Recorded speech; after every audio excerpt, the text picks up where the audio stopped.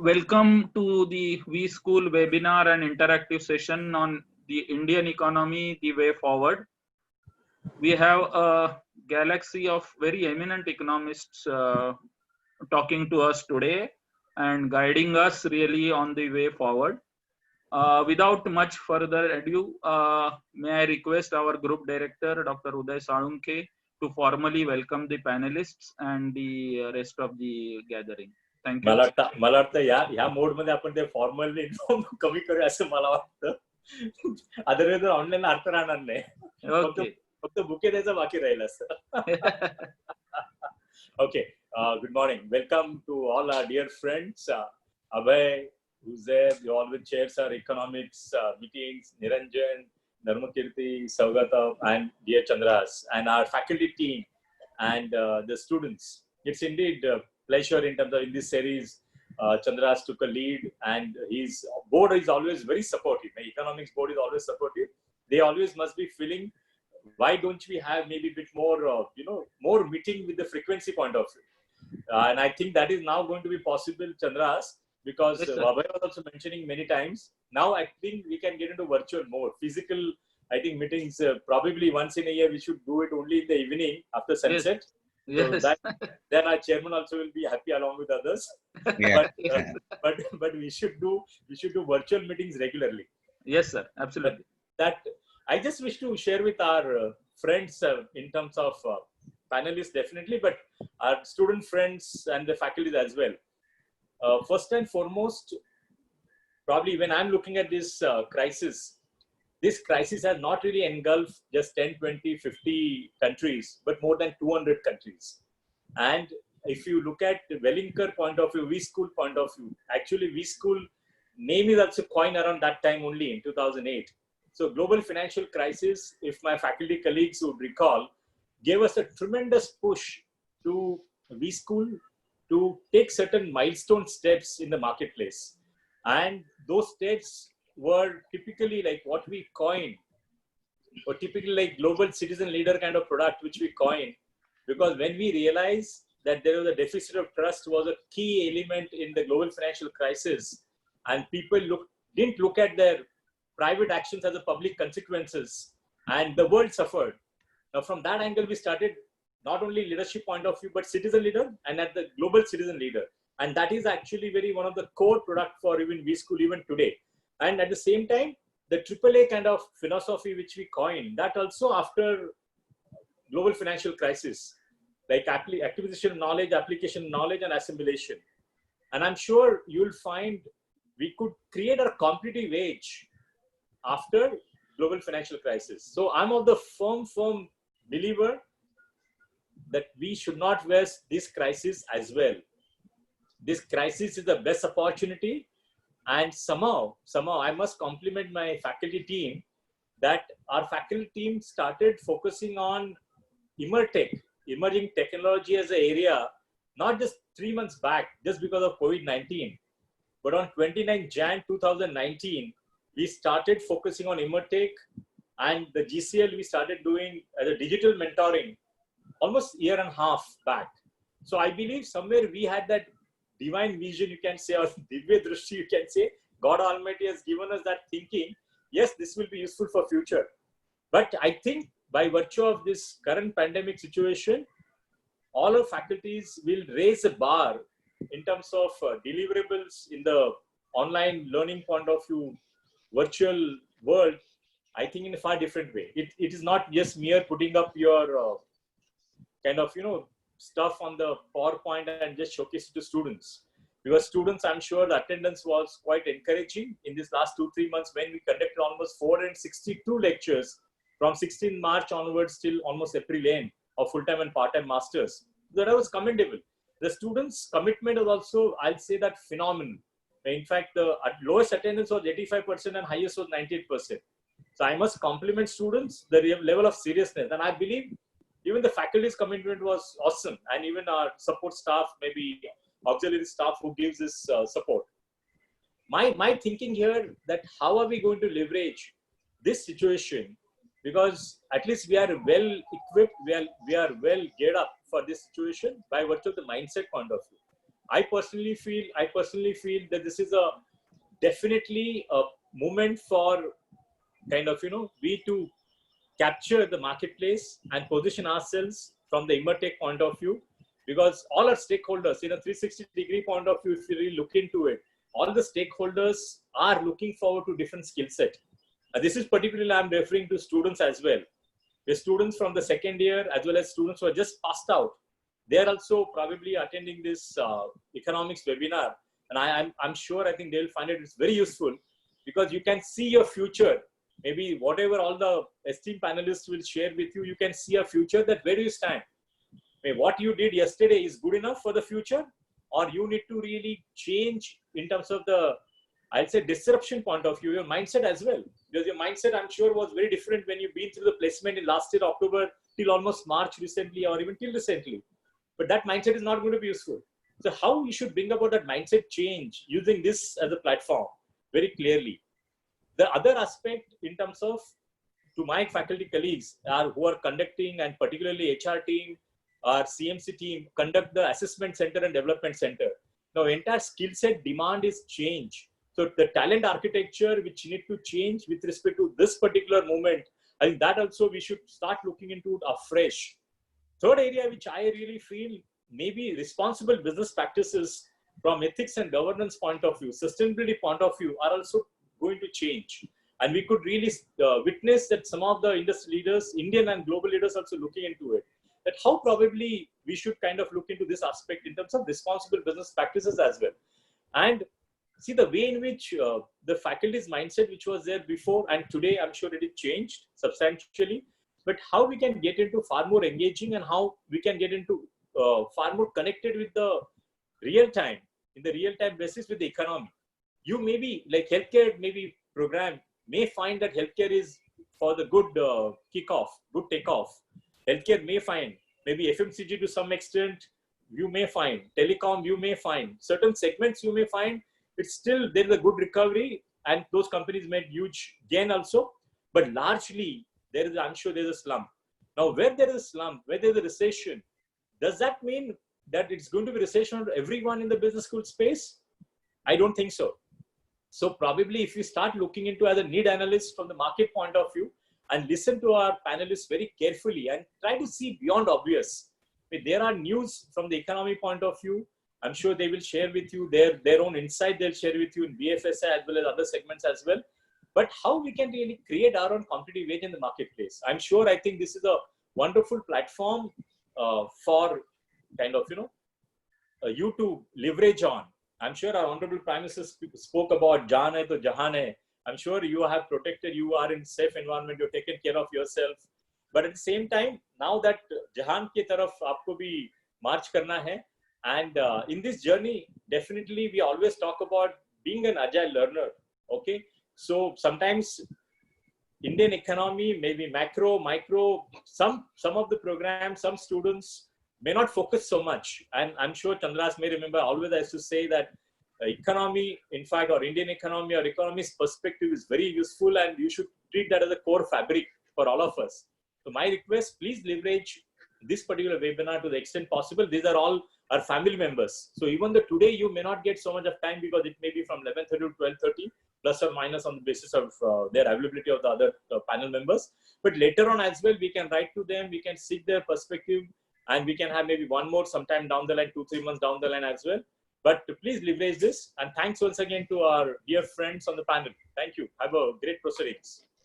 And I'll request Abhay to take it over, and I won't say chair also, whatever best way you want to take it over and guide this. Please take it forward, Abhay. Thank you.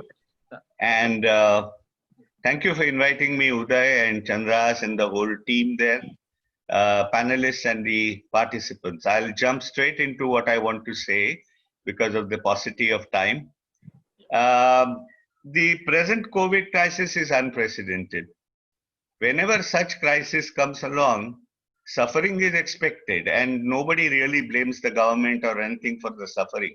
It is the management of it going forward, how they manage is the key issue, and how well prepared we are. I think that mitigation and the minimal loss possible is where we have been found out.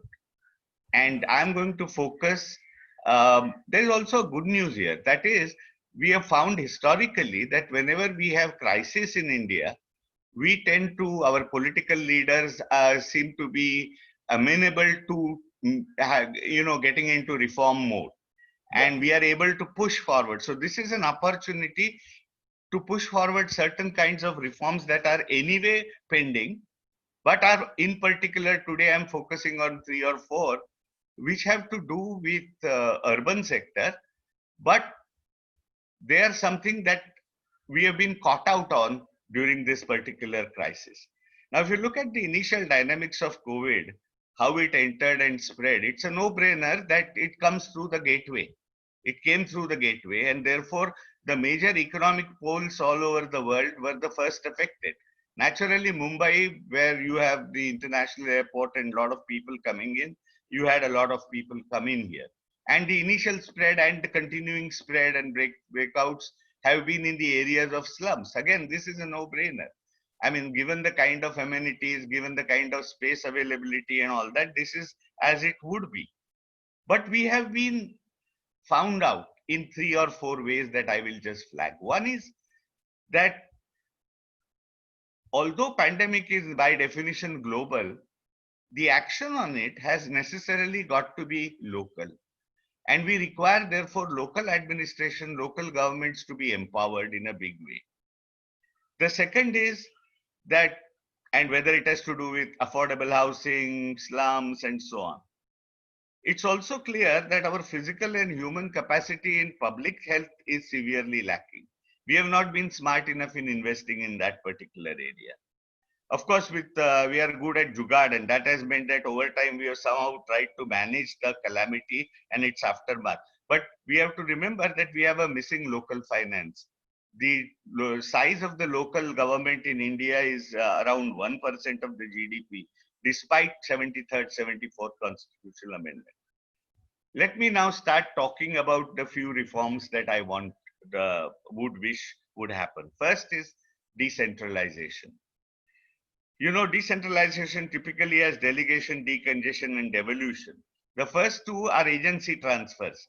They are practical actions. But the third one, the devolution, is very, very important because there is involved design and autonomy of action, which has to be handed over at the local level. And that requires empowerment and capacity. So decentralization as an organizing principle must underlie most of the actions that we need to going forward, we need to take. This takes me to urban governance and management in general. You know, fighting wars and epidemics in compact, dense constructs like cities poses a very special challenge. We've seen that in New York, we've seen that in Mumbai. Cities should be viewed from the twin lenses of livability and livelihoods. This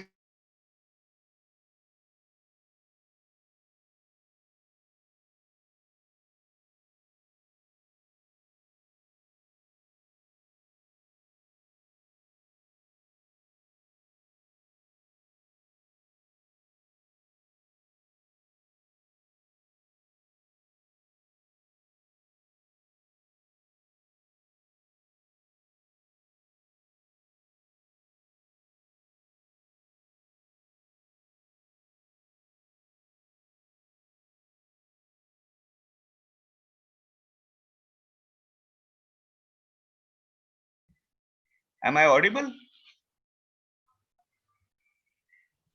Am Yes, I sir. audible? Yeah. Yes, sir. Yes, sir. Yeah, because on my screen I vanished, so I was wondering. Sorry. Yeah, okay. So local governments are extremely weak, and therefore in post GST there are no revenue handles, because I see a lot of people talk about, you know, improvement of property tax, reforming in property tax, and so on. The point is that cities world over are wealth creators and value adders, but they are never self-sufficient. With the best of the property tax systems, no city in the world typically is able to take care of more than 30% of its expenditures. Therefore, fund flows from higher levels of governments have to come in, and they have to come in as not as aid, but as investment. because they are the recipients of tax buoyancy that happens from here. We also have a via media of the state finance commissions, which are supposed to do exactly what the central finance commissions do. Central finance commissions have a particular status, and most of their and all of their awards have been accepted, uh, in the history. State finance commissions, unfortunately, have been treated farcically. I think they need to be given the due place.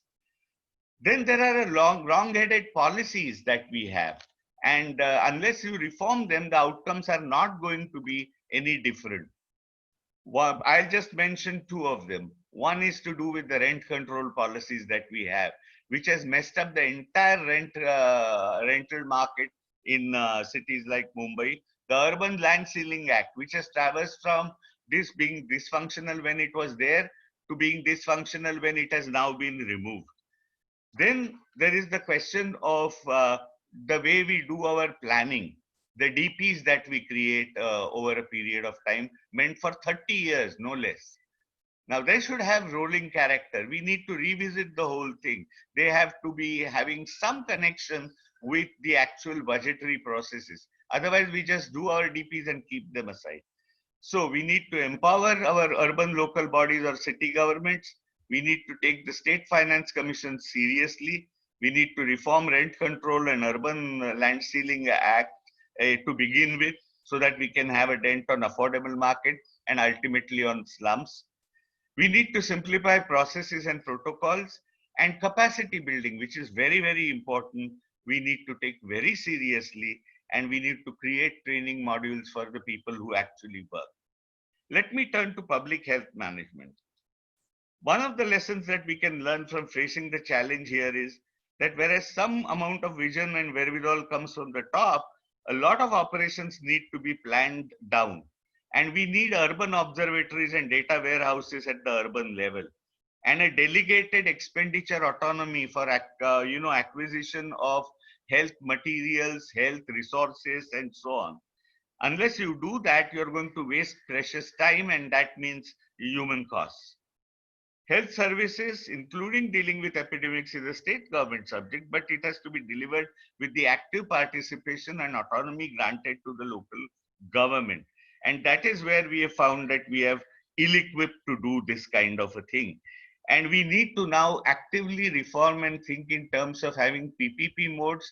I understand that when a crisis happens, like the cloudburst happened, flooding was bound to be there. No point blaming the storm water drainage system. It's the management later on and the expansion that is possible that is the key. And in the same way, we need to, in our health system, we must, of course, have advocacy for greater resources in our budgets. They are at an absolute dismal low. Forget about what WHO says and what are the international norms and all that. We are far away from that.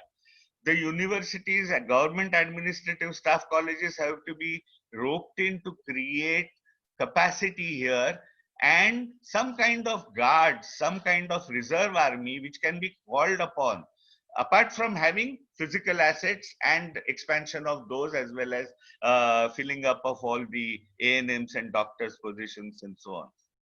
It is essential that the state takes a major initiative in setting up research centers and hospitals as crown entities. These crown entities would concern themselves specifically with epidemiology, infectious diseases, and they would be adequately sourced. Therefore, make self-binding commitment to allocate sufficient budgetary resources, create pathways and delegated expenditure autonomy for equipment and temporary human resources, and that has to be done locally. Set up public health centers of research in the universities to collect relevant data and monitor outcomes, independent evaluation office. Use universities and Yashada-like institutions to develop and deliver training capsules. This is where V-School can come into play in a big manner. Set up research centers and hospitals in the nature of crown companies, as I said. The final reform that I want to talk about has to do with the statistical board. Now, data is the new oil, and we have been found lacking in data. And data is there, but it is not compiled in a user-friendly manner. We need to have data, and we have IT leveraging possible, GIS leveraging possible. Just imagine if we knew where the migrants were and the numbers and from where they were coming. Just imagine if we had known where the NGOs were linked up and so on. We would have been able to minimize the cost hell of a lot. Therefore, what we need to do is to have this data across, whether it's physical, whether it's financial, it will also have to be geography is very important, and geographical locations are very important. We were supposed to have a slum census as a part of the prerequisite for JNNURM. We have not been able to do that. Therefore, all this talk about empirically evidenced and data-driven policy formulation comes to a knot when you don't have reliable, consistent data. It's high time that we get into the data board, statistical board, and by leveraging what we already have, because I'm not votary for setting up newer and newer institutions. So let us leverage the DES, which has recently had a committee for restructuring, and take the report on board and make use of the tremendous human power we have there, train them a little bit, and equip them so that they can compile these data. And I don't mean they'll keep on collecting the data. I think there has to be a mandate so that the data gets into the system automatically, so we have real-time database possible. So we need to create a comprehensive empty shell and then flesh it out strategically in several ways. Now, finally, Chandu, if I have a couple of minutes, I will just... Yes, yes, sir. Okay, then I'll just say, because you put also the lockdown business, I can't get into that greatly, but I can share the couple of papers on what I'm talking about immediately after the webinar. If we reflect on why we had the lockdown in the first instance, we had the lockdown not to cure corona.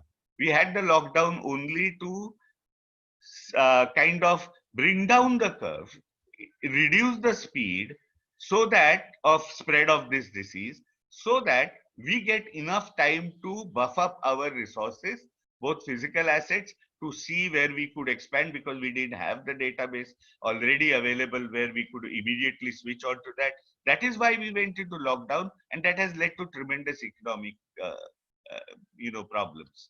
Now, when we revoke the lockdown, I'm hearing a lot of stuff which is a slippery and sometimes quite idiotic kind of talk about essential, non-essential stuff that goes on. And that's why I want to suggest that there should be a basic framework, a prism of triads that you should view this. And you should view this through three ways. One is, obviously, as you revoke the lockdown, economic activity goes up and you will have the revenues come in, which gives ability for the government to do all the other social things that we could do. Number two, you should look at it from the health risks, because health risks are going to go up anyway, whether you like it or not. We don't have medicine, we don't have vaccine. So the health risk and the spread is going to go up. Whether we are able to manage the incremental stuff that's going to come in with our expanded resources is the second viewing triad. Sorry. And the third view is the human costs that are involved, the migrants who have walked and so on. Because, and this is particularly important, the non-COVID patients, the early child care that has suffered, the women, the postnatal and the prenatal stuff that has not happened, all of these human costs are very, very important. Now, it is this triad where the trade-offs have to work out. And these trade-offs, of course, will also, the way we work out, will help us design the package of aid. Because whether we want to do it for the better industries and the more job creating industries or the more value adding industries, or whether we want to give more directly to the people who are suffering, will be important considerations for creating the package.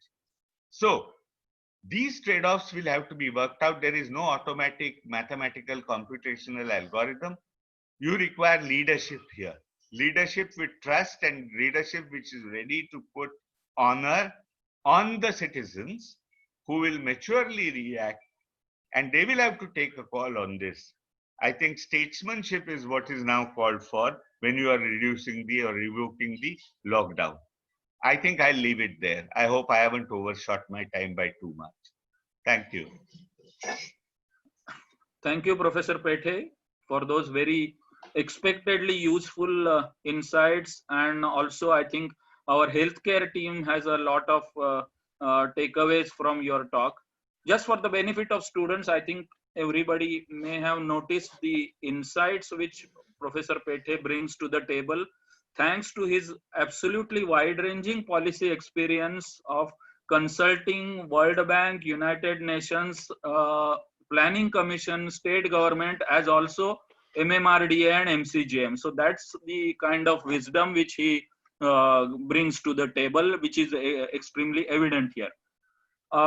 So now let's go over to another speaker, Dr. Dharmakirti Joshi, Director and Chief Economist, CRISIL, a very well-known economist and hyperactive and visible on all kinds of media, print, electronic, and social, as a very prolific economist. And of course, recently in the news as the principal author of the CRISIL report on the economy. So over to you, Dharmakirti. Thank you.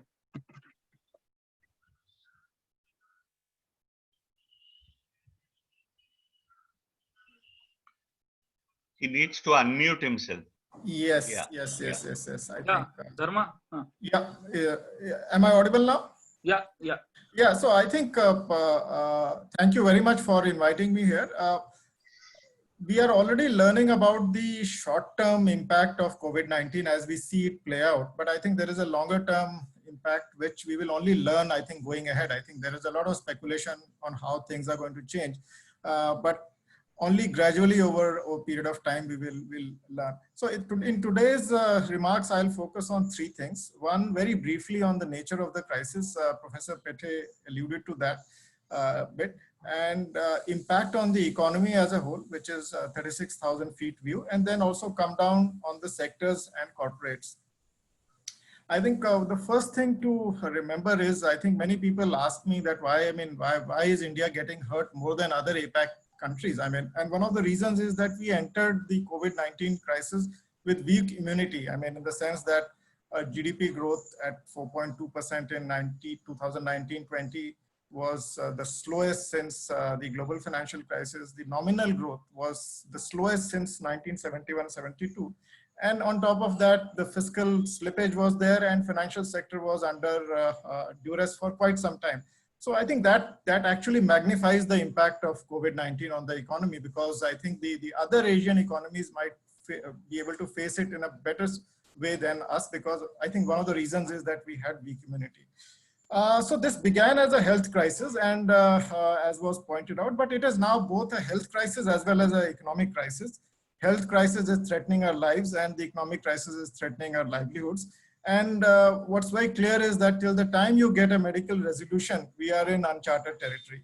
The other, I think, point I wanted to make about the nature of the crisis is the non-linearity in the event itself. I think, first of all, there is huge amount of uncertainty on how the COVID will peak out, how will it spread. I think earlier we were hearing about May as a peak, and now I think mid-July is what people are saying it will start flattening out. So that, I think that itself makes it difficult to assess its impact, because the reaction of the government also depends on how the disease plays out. And second, I think point is on the lockdowns and the economy. Now, lockdowns have a disproportionate impact on the economy. If a 2-month lockdown can be more than 2 times harmful than 1-month lockdown, because your buffers keep eroding over a period of time. And when you unlock the economy, I think the benefit is disproportionately less, because there is interconnectedness, synergy in the economy, which cannot be realized because parts of the economy are closed and parts are open. And I think Professor Pethe was mentioning about, I think, essentials and non-essentials. That kind of distinction further complicates things. So I think with that brief introduction to COVID-19, let me come to the impact on the economy. Well, I think very clearly the huge economic implications of this crisis are visible in the downward revision of GDP numbers for the global economy, for India, I think over the last 2 months. It's also becoming very clear that no matter how much monetary and fiscal stimulus you might give, you cannot offset the impact of COVID-19. You can only minimize the damage. So clearly, a recession is guaranteed. How deep, how long? I think that time will tell. So we believe, I think, so first assumption that we have made for our economic outlook is that we expect a medical resolution, as the scientists are telling us, by mid 2021, peaking out of the COVID in India by July to September, early July to September quarter. So I think under these assumptions and assumptions of normal monsoons and several others, we get a GDP growth of -5% for 2021. With the first quarter of this fiscal year shrinking at -25%. And the gradual recovery will be visible only in October to December crisis. The other number I would like to draw your attention to is that this time we are estimating a permanent loss of 10% of GDP. Let me spend a couple of minutes on that. Well, I think just to give you an example of a similar but a less intense event, which was the global financial crisis, where again, I think GDP growth fell very sharply and you lost a part of GDP in 2008-9. But because economy grew at 8.2% per annum for the next 2 years, actually the GDP value was able to catch up with its trend value, long-term trend value in 2 years. So by 2011, I think we were able to catch up with the trend. This time around, I think one, the hit is very hard, and the second, I think the amount of ability of fiscal policy, monetary policy to support the economy is compromised in comparison. So we are unlikely to see the GDP levels reverting back to their trend value even by 2024. Even if you assume a very sharp recovery next fiscal year, which is, I think our forecast is of 8.4%. And close to 6.5 to 7% growth after that. Even then, I think you will not be able to recover the lost part of the GDP. Something similar played out in the European economy, I think, because of the double-dip recession. So I think something similar is likely to play out in India as well. Now, well, it's not that theoretically you can't achieve you can't catch up with the trend level of GDP. You can, provided you grow at 11% per annum.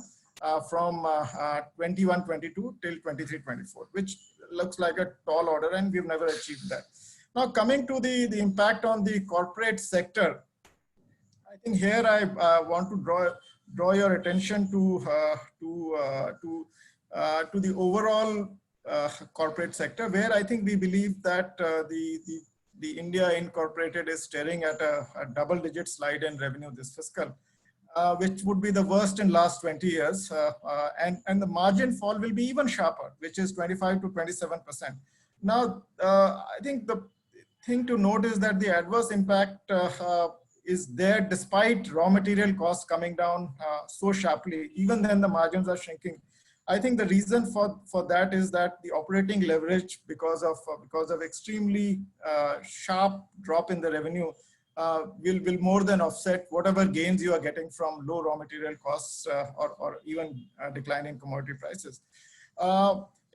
We also expect that the consumer discretionary services and products such as airlines, hotels, automobiles, consumer durables are worst impacted, as is very clearly visible. Non-pharma exporters, real estate, construction players are also going to face one of the worst years that they have seen in several years. Even I think resilient sectors like IT services, I think will have a very muted growth this year. I think micro and small enterprises are anyway, I think, in deep trouble. I mean, they don't have, and I think a large part of India's SMEs are micro and nano enterprises who do not borrow from the formal financial sector. And also, I think they don't have cash buffer. So I think these are the ones which are very deeply impacted right now. Now, what is related? I think we've been talking negative. So I think what is? I just got a question which says any ray of hope. Well, I think there are some segments which are doing reasonably well. I think unlike the last 3 recessions that India faced, I think this one is not caused by agriculture. I think all the 3 previous recessions since independence, I think, were caused by a deep drop in agriculture. because agriculture was unirrigated, monsoons used to fail, and then I think that share of agriculture used to be 50%, and that used to drag down the entire economy. But this time around, it is agriculture is one beacon of hope. I think despite the locust problem, despite I think some issues in the marine products, in livestock, etc. I think overall agriculture is still expected to do reasonably well. So we expect about 2.5% GDP growth in agriculture this fiscal. Risks are, I mean, somewhat tilted to the downside to whatever numbers we talk about. Then I think the other sectors which are reasonably less impacted, I think among them you have pharmaceutical, you have telecom, fertilizer sector because the demand for fertilizers has risen, food sector in general, agrochemicals, FMCG. These are the segments which don't get impacted to the extent I think the automobile sector will get impacted, or I think other discretionary consumer items will get impacted. So I think very clearly it's the impact of COVID-19 on the economy is not symmetric across sectors. I think it's a big dampener for almost everyone, but I think there are only very few things to look forward to. I mean, positively for this year at least. And I think the shape of recovery, I think we currently believe that next year we'll see 8.4% GDP growth. And after that, I think we still believe that the trend GDP growth will not be impacted. I think government, in a forecast, we assume that government forward and also give some more stimuli to the economy to protect the productive capacity of the economy and prevent the medium-term growth outlook. Let me stop here. I think and Chandraji, I think.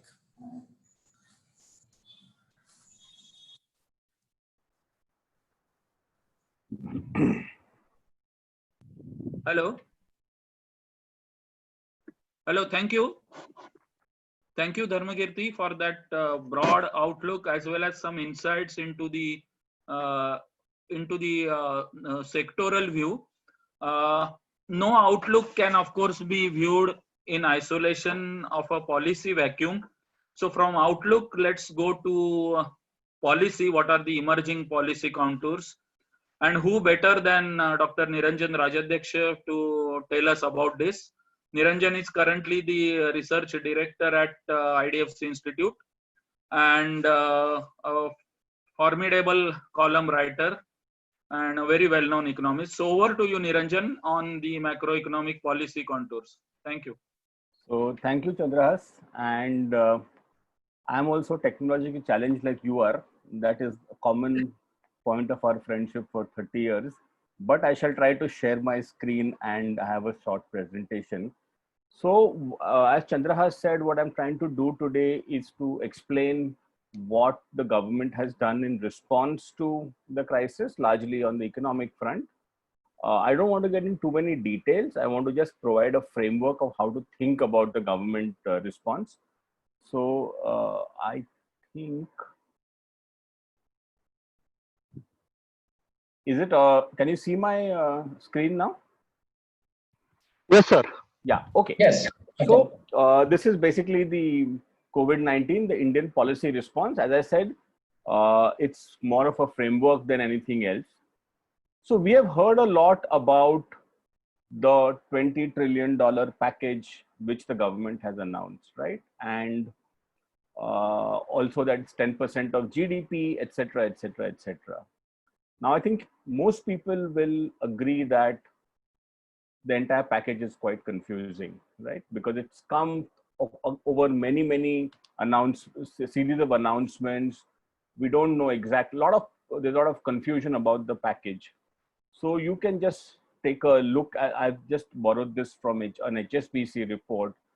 Everything from increasing funding to the Manrega, to viability gap funding programs, to special dispensations for NBFCs. It's a big, complex package.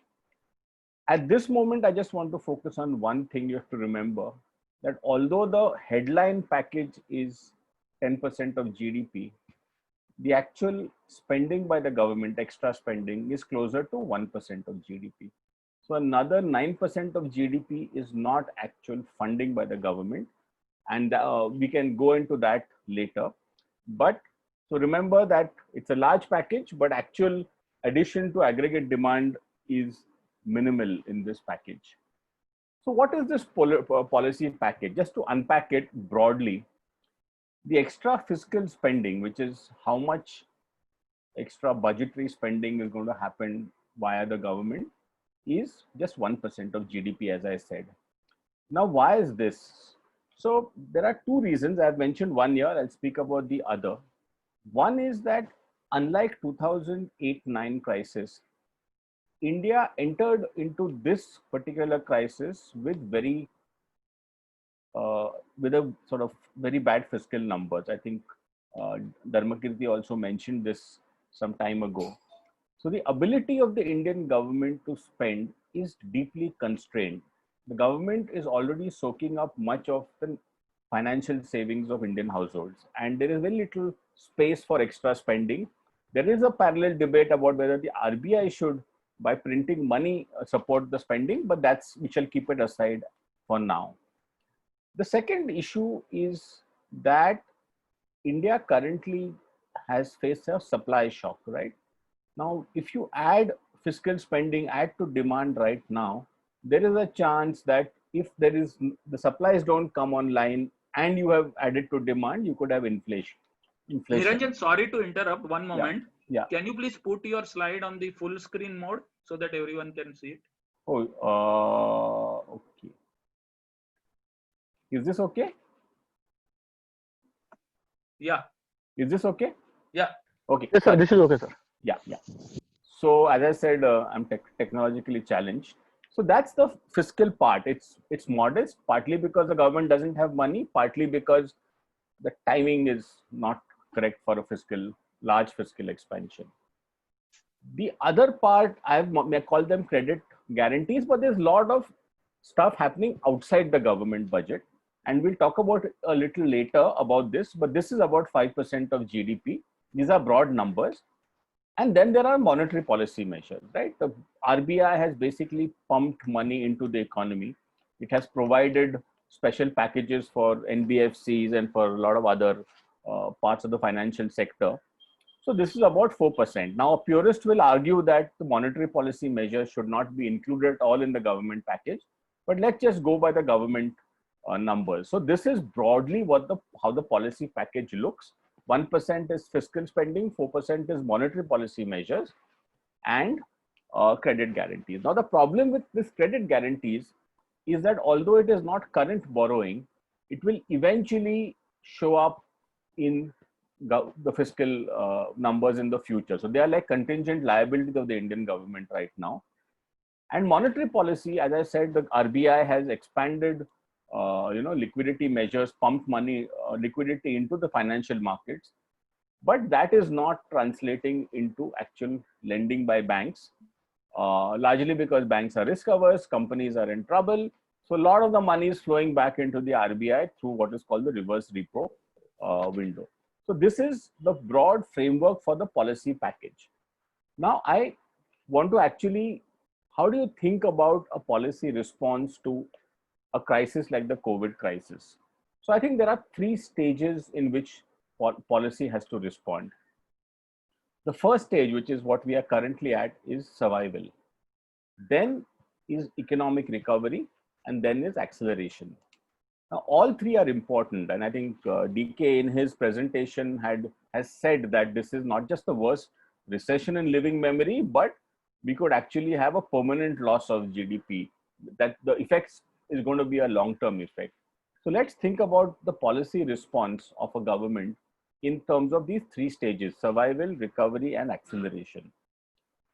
So survival stage, which is the first stage which we are right now. So what can a government do in the survival stage? Now, one obviously is that there has been a income shock, right?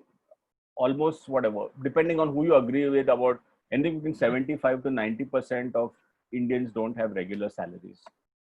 we have protected salaries, most people don't. So it's a massive, incomes have stopped, which is why again you see the movement of migrants back to their home villages and hometowns. So one is, survival of human beings. So you need to support their income, and that has happened through transfers through the Jan Dhan Yojana, increased spending on the rural jobs program, then some special packages for construction workers, because construction is a very large employer, or perhaps outside agriculture, the biggest employer in the Indian economy. So that is in the survival stage. In the first stage, the first thing is you put money into the hands of poor households, so that the people don't starve. And now, because of our Jan Dhan Aadhaar mobile architecture, targeting is slightly easier than it was, say, 10 or 15 years ago. The second part of the survival story is survival of enterprises. You see, most enterprises, I'll tell you from the example of friends who run SMEs, right? They have 12 months of expenses, but because they have to pay interest, they have to pay rent, they have to pay salaries, pay for electricity, but their revenues have stopped or at least collapsed. So enterprises have to be kept alive. And the longer this lockdown remains, the greater the danger of enterprises. Now, why is this important? See, enterprises they hold the productive capital of this country, right? So suppose 20% of enterprises fail. What this means is that whenever India comes out of the COVID crisis, your capital stock will have reduced substantially. And your ability to grow is dependent on the capital stock of this country, So therefore, a lot of work at the survival stage, including, for example, the RBI has said that there's a moratorium on interest payments, right? There are some of the provident fund payments which firms give their workers are being done by the government. All this is to protect enterprises from failing, because in the future, it will have very severe consequences. Now, economists always know that all action is constrained by certain factors. And as I said, the government can't endlessly pay people salaries or, provide money to enterprises. We don't have the fiscal space. So we have to manage the survival stage without leading to massive fiscal debt. There will be some fiscal deterioration, it's inevitable, but it shouldn't lead to a fiscal crisis. So that's the survival stage. Then you will have a recovery stage. Now, what is this recovery stage? It's not yet come. I heard DK mention that perhaps after October it will come. Now, the chief economic advisor and some other people in government believe that India is going to see a V-shaped recovery, right? Now, I am less confident about that, and let me explain why. So this recovery stage is going to be tricky for 2-3 reasons. One is, how do people react? So when things open up, you will see some pent-up demand,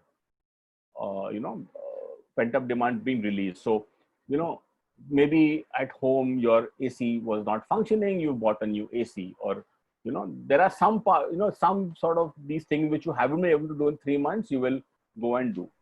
But generally, there's a risk that with this large income shock, people will not spend, and there will be an increase in precautionary savings.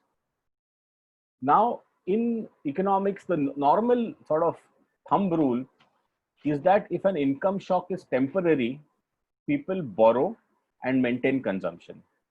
But if they believe that the income shock is permanent, then actually they cut consumption and try to maintain their savings, rebuild their wealth, because they don't believe their income is going to grow in the future.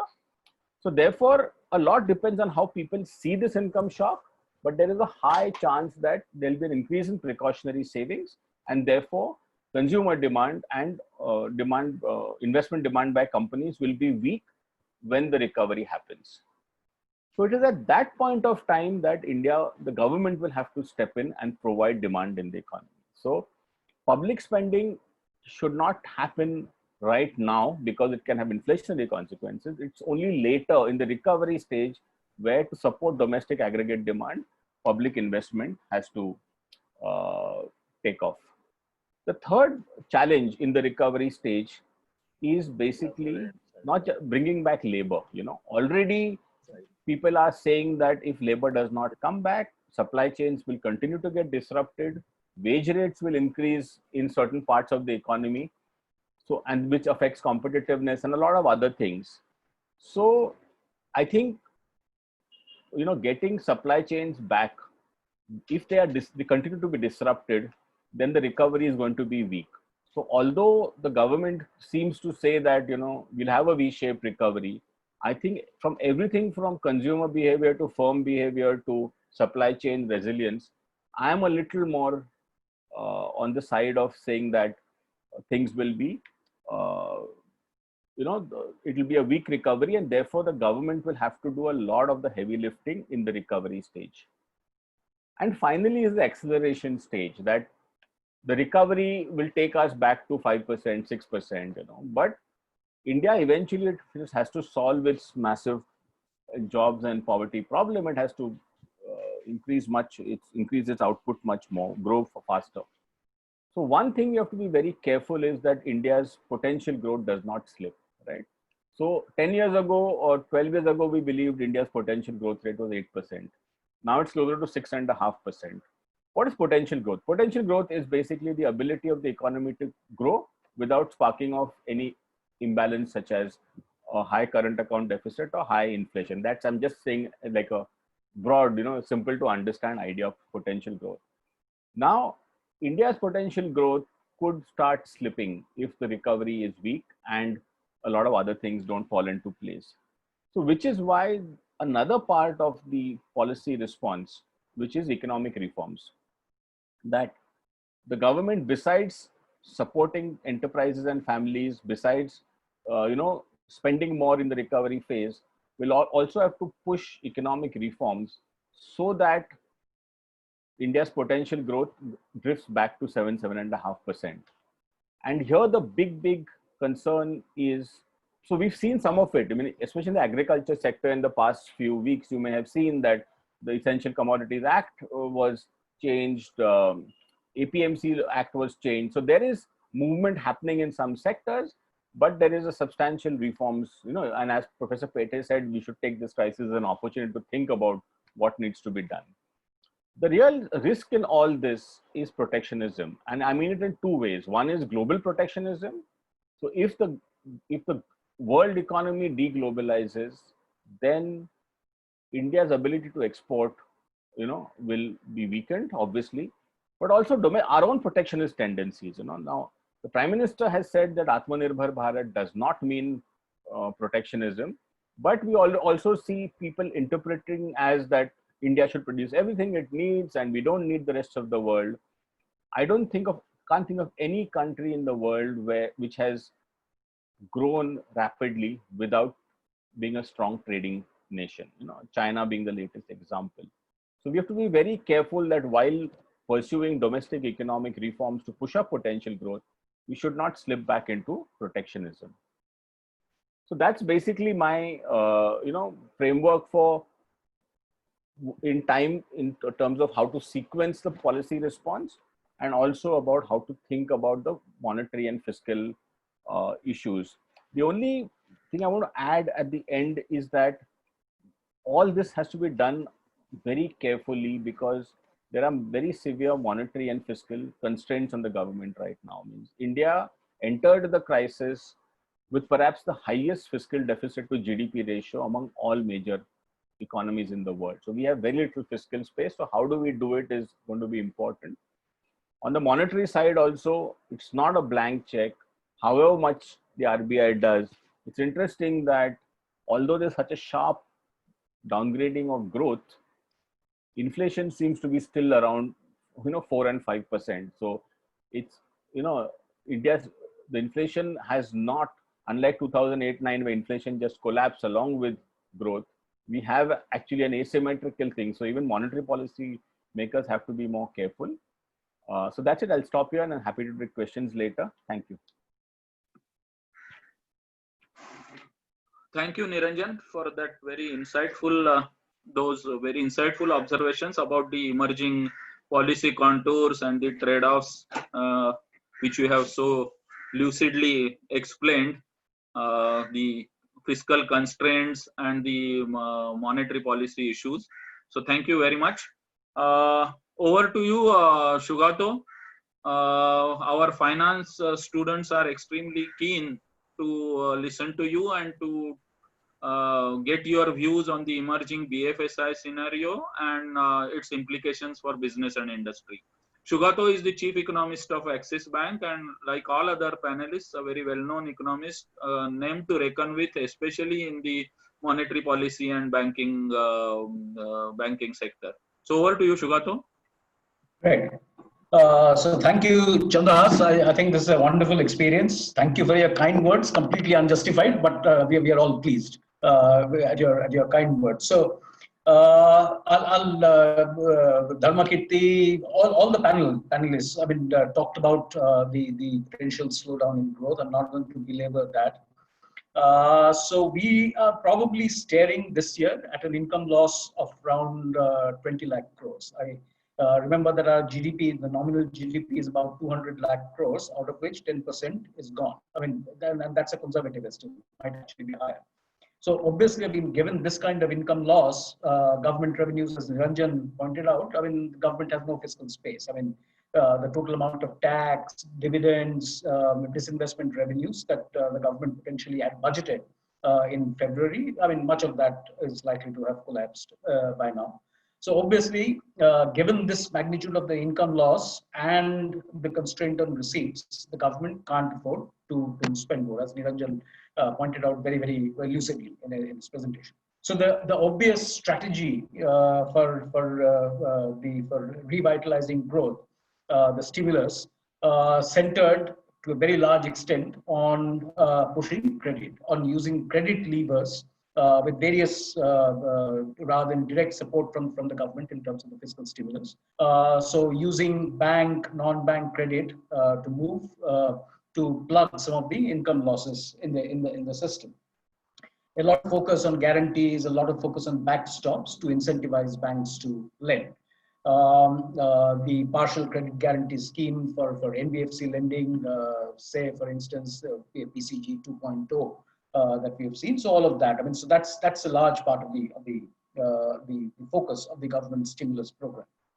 Unfortunately, as Niranjan also pointed out, till now, this does not seem to have led to a very large resurgence of credit. The RBI has put out more than 6-7 lakh crores from the various, the first LTRO, the targeted, then the targeted LTRO 1.0, TLTRO 2.0, all the refinancing packages, etc. But a large part of that, as Niranjan pointed out, I mean, the banks are still parking about more than 7 lakh crores in the reverse repo window. So you need to understand what the problem was. So to a very large extent, a lot of risk aversion had been building up in the system. Banks, definitely, I mean, you've seen from 2018 onwards, the first trigger was the IL&FS failure of IL&FS. And then a series of other incidents in the cooperative banking space amongst full-blown, full-fledged banks, mutual funds, etc. A lot of worries about the quality of the underlying credit. And all of this was exacerbated, as all the panelists pointed out. I mean, that we have entered into this crisis, actually much before the crisis, in a significantly weakened state. Right from 2018, from the March quarter of 2018, growth has been slipping. So cash flows have been impacted. So a lot of events there. Now, one of the major things, I'm just giving you a very broad perspective. One of the major changes that had happened post demonetization with that wall of liquidity that had come in post that. So from a very bank-centric credit lending system, other entities, other financial intermediaries, the mutual funds, primarily NBFCs, had begun to play a very large role in bank intermediation, credit intermediation. In FY18, FY19, the total amount of credit that was massive. FY18 was almost 22 lakh crores. FY19 was close to beyond 24 lakh crores. That's a humongous number. Remember, bank credit is only about 7-8 lakh crores. I mean, so compared to that, all sources of credit, domestic, foreign, external commercial borrowings, etc., had picked up pace. So unfortunately, what had happened, and banks, I mean, there were other market instruments that had come in, commercial paper, corporate bonds, external borrowings, etc., all of that had come in. But the problem in this humongous growth of credit, some NBFCs had actually credit growth of over 50%. So obviously, with that pace of lending, underwriting standard, risk appraisal had become lax. As a result of which, too much leverage had been built up across companies, NBFCs, the lenders themselves, households, etc., in the rush to lend, given the fall in interest rates, given the liquidity in the system. As a consequence of which, you came into 2018 with the IL&FS crisis with a massive slowdown in credit from those FY18, FY19 levels. One statistic, I'm not going to go too much into this, in H1 of FY20 last year, total credit had come down to about 80,000 crores from all the sources that we talked about, bank, non-banks, etc. In H1 FY19, the total amount of credit that came into the system was over 9 lakh crores. From 9 lakh crores last year in H1, it had come down to 80,000 crores, 90% of credit gone. So given this, so the development of the markets was actually a very good thing from being a very bank-centric system. The development of secondary loans in the markets enabled banks to hand off credit risk. I mean, there were alternative sources of financing, new lending products had come in, credit markets for sub-investment grade products were beginning to strengthen. But as a consequence of the risk aversion that now exists, pervades across the system, many of these markets have shut down. I mean, there are some NBFCs which are still doing fantastic building, but these are the best. For the second, third tier NBFCs and mutual funds and some of the others, you know the names. So all of that, both access to liquidity, access to funds is stopped, and as a consequence, credit has stopped. This, unfortunately, is what the approach of the stimulus measures is trying to address. There are some signs now with the partial credit guarantee 2.0 scheme that some lending to NBFCs is beginning to increase from banks using the credit guarantees that has been given by the center and with the structures now that SIDBI is putting in place. So there is some evidence that some credit is moving, but I mean nowhere near credit growth this year is probably going to be about 5.5%. And almost all of this is likely to be working capital. I mean, demand for term loans. And obviously, I mean, given the income loss that all the panelists have mentioned, and RBI data shows that the capacity utilization in the system is about 65-66% as of December. Remember, I mean, this is we don't even know what it's like now. So given this, obviously, I mean, there will not be a huge demand for term loans for capex, for new capex. I mean, there will just be maintenance OPEX, etc. So, and credit demand is likely to be weak. To finish, I think one thing that will now definitely have changed is this, with this entire COVID, with transactions, with payments, the entire digitalization thing that has started. I think this is one of the major positive factors. I mean, this process had started much before. Now it's going to get accelerated. You've already seen a number of digital users, digital transactions having increased, although cash has also increased, but that's a separate matter.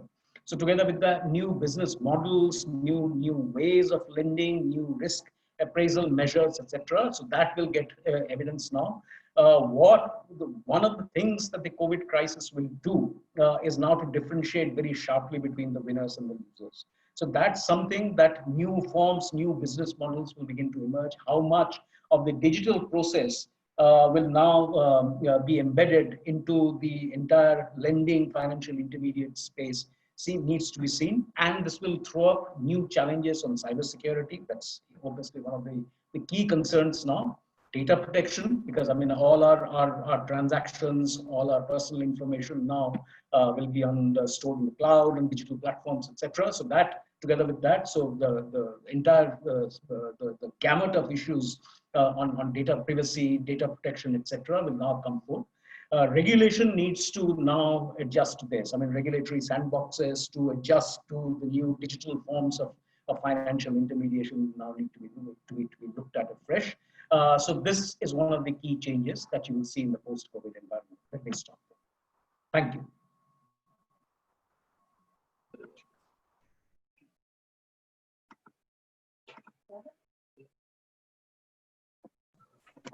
Thank you, Shugato. I'm sure the students, all of us, but especially the students of finance have a lot of take-home value of what you are saying and the outlook for lending and the likely sort of interface which is likely to take shape between technological developments on the one hand and the financial regulation on the other. So it will be interesting to watch as the scenario unfolds. So we have had some 4 excellent presentations, and we had consciously avoided any kind of overlapping, so that we have 4 perspectives on 4 very specific themes have been really addressed. Now, of course, there have been some questions, and we will take them.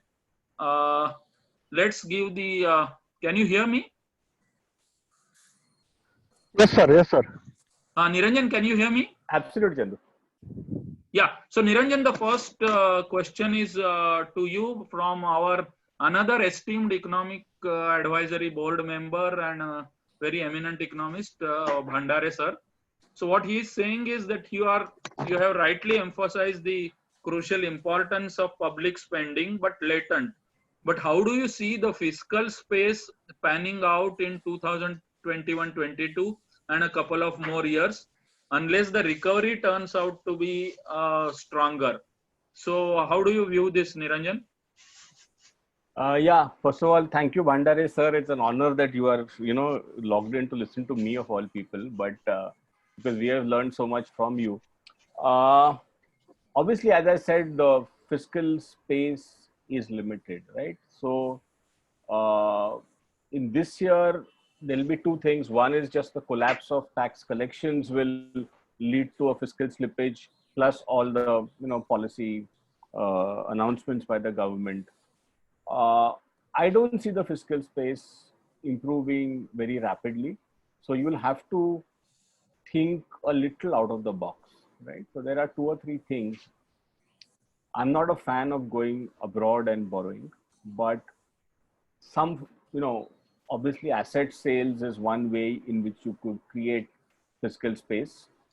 The other is, I'm not a big fan of the monetization of deficits in normal times, but we are in extraordinary times, And I was looking at the historical data, sir, and RBI's balance sheet currently to nominal GDP is very much close to the average of the past 30 years. So some element of RBI support to fiscal spending will be needed. So normally I'm a monetary and fiscal conservative, but I think this is definitely an extraordinary time. So I don't see the fiscal situation improving automatically, because most fiscal consolidations in India are driven by higher tax collections, very rarely through spending cuts. And I don't see tax collections improving. So a lot of out-of-box thinking will have to be done for the next year and a half. Yeah, thank you, Niranjan. 2 questions for Professor Pethe.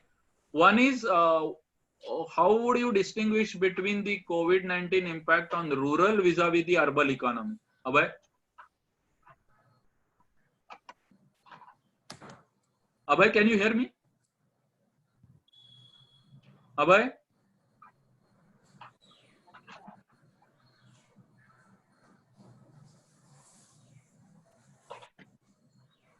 Professor Pethe? Hello? Yeah. Yeah, did you hear the question? Yes. Yeah, please. And there will be one more. Yeah.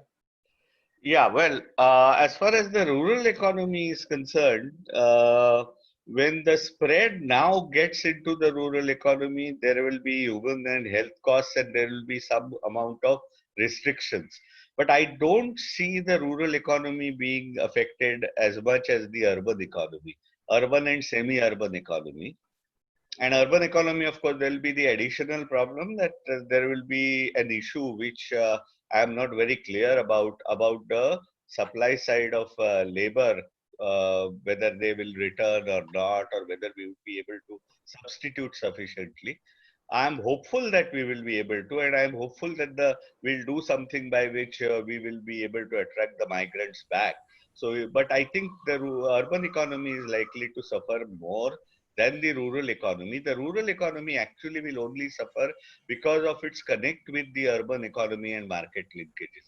That is what I would shortly, in short, respond.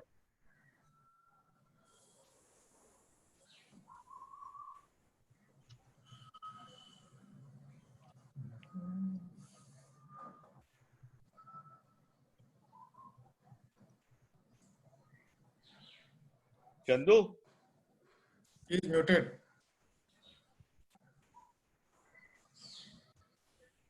I'm done with the first question. That's all I can respond. Yeah.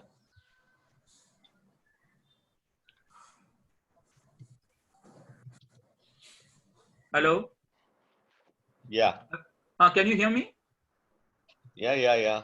Yeah. So you spoke of social costs. How do we measure and mitigate these while in the recovery phase? And another joint question to this: how do we make this a lasting concern rather than just a reaction to the current migrant crisis? Well, this I didn't talk of social costs. I talked about human costs, which is what I suppose is being meant here. Yeah. These human costs I talked about in terms of non-COVID suffering, in terms of the migrant suffering, in terms of all the other things. There is a paper that I have helped write for the UNICEF. And for those who are interested, it's not a published paper, but I can share that with you, where we are estimating the total number of affected people who would be there. And really, the way in which we can do, in a lasting manner, do this is to invest smartly more in public health, so that we are in a position to take care if we have something similar happening. There will be redundancy in the public health care system, so that same suffering don't happen again. And for that, obviously, we have recommended doubling of resources. We could have asked for more because more is required, but the thumb of rule is that typically the capacity to absorb is not more than double. So at least double from the decimal level, and create this capacity in public healthcare system, so that when we have to divert our resources to epidemics and pandemics and such other crises, the routine stuff does not get affected to the same extent. And really, it is not just the physical assets, but it is the human assets as well. Whether it's the ANMs, whether it's the doctors and so on, who get misallocated otherwise. But in case you can share my email, Chandras, and in case anyone is interested in details of that, I can share that paper with you. Yeah, thank you, Professor Pethe. We will be UNICEF Maharashtra paper, which will come out soon about human costs. Okay. Yeah. No, we'll be glad to have that and circulate among the faculty as well as interested yeah. Students. Yeah.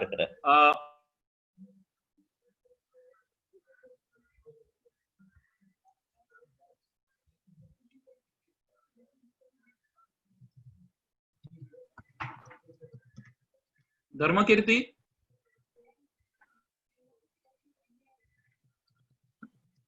Dr. Joshi, can you hear me? Yeah. One broad-based question for you. Which are really the sectors where you think the outlook is likely to improve, let's say, more rapidly than others? Well, that's a very difficult question to answer. I mean, but I think the segments that I had mentioned while I was talking about, I think clearly the services sector. I mean, if I were to take a very broad, give a very broad answer, manufacturing and there is services. the services sector will take a long time to come back. I think because there is a lot of behavioral aspect associated with that, going to restaurants or even traveling by air or even business travel. I mean, people have realized that a lot of board meetings can be done quite effectively through Zoom, etc. So why waste so much money? I mean, so there is a lot of churn that will happen as a result, as a reaction. As Satya Nadella was saying, I mean, 2 years digitalization in 2 months. I mean, so this is quite massive.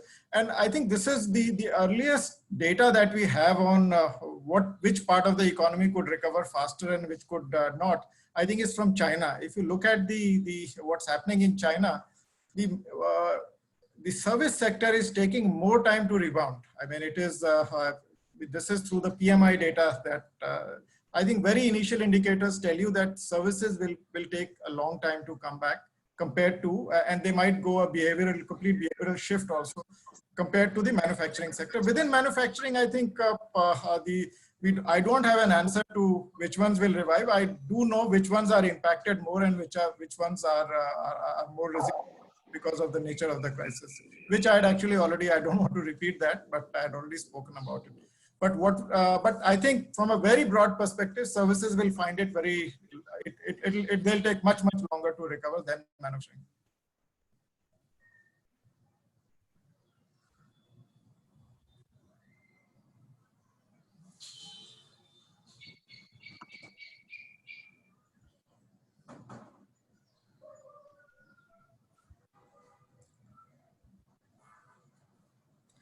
Hello.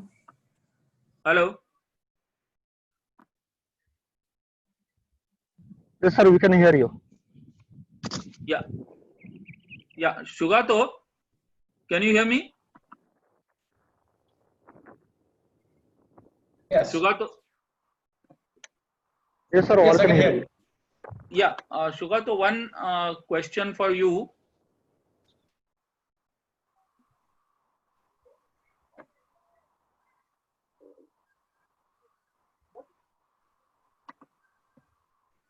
Yeah. How do you think banks will meet additional capital requirements in the recovery phase? Did you hear me? Yeah. Yeah. Yeah, Go ahead. that's very, very good question. Because remember, I mean, the entire set of problems, the risk aversion that we were talking about, I think is basically a capital problem. I mean, it's not that banks don't have the liquidity. RBI has flooded the markets with liquidity. Banks just don't have capital. Banks and other financial intermediaries. So I think that's something that needs to be looked at very carefully. For the public sector banking space, obviously, the government will need to put in some recapitalization money. I mean, this was the FY21 budget. After many long years, was the first budget without any capital allocated for the public sector banks. Private sector banks, foreign banks will find their own capital raising avenues and channels. Remember what we talked about, that this crisis is likely to very sharply differentiate the winners and losers. Changes in business models will follow. You note the current joke that is going around that one particular company has raised more capital during the lockdown than the government has during the entire FY 19-20 year. So that's something. All of you know the company, and now there are other companies. Both are telecom-centered companies. So now foreign money, I mean, the amount of foreign liquidity that global banks have unleashed in the system, now we're looking for returns. And now with all the digital processes now in action, the companies that are agile, the banks that are agile, whose business models will fit into the new forms of demand that will come in, they will have no problems raising capital. But for the others, I think this is a very, very long haul. And everybody needs to pay a lot of attention to the emerging economic scenario.